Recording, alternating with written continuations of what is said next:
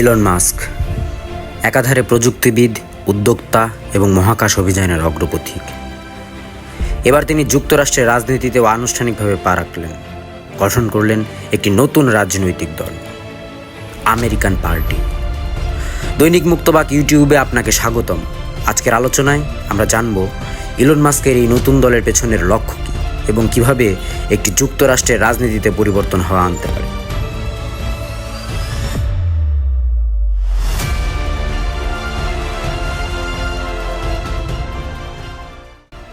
ক্যালিফোর্নিয়ায় এক ঘরোয়া সমাবেশে ইলন মাস্ক ঘোষণা দেন, আমেরিকান পার্টি এখন আনুষ্ঠানিকভাবে আত্মপ্রকাশ করল।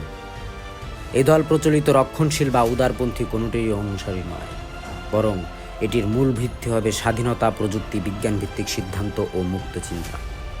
মাস্কের ভাষায়, আমেরিকান পার্টি হবে সেই পরিবর্তনের প্ল্যাটফর্ম যেখানে জনগণের কণ্ঠস্বর, কৃত্রিম বুদ্ধিমত্তা ও উদ্ভাবনের সহাবস্থান ঘটবে।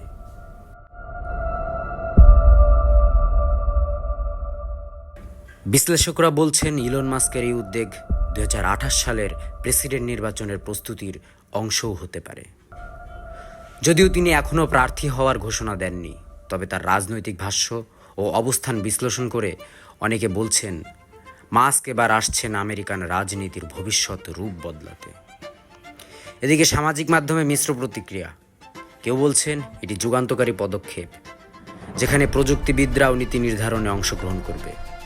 আবার কেউ বলছেন এটি এক ধরনের টেকনোক্র্যাটিক বিপ্লব, যা গণতান্ত্রিক ব্যবস্থাকে প্রশ্নের মুখে ফেলতে পারে। বিশ্ব রাজনীতিতে ইলন মাস্কের এই আগমন এক নতুন অধ্যায়ের সূচনা কিনা তা সময়ই বলে দেবে। তবে এটুকু নিশ্চিতভাবে বলা যায়, যুক্তরাষ্ট্রের রাজনৈতিক মঞ্চে আমেরিকান পার্টি এখন এক আলোচিত নাম।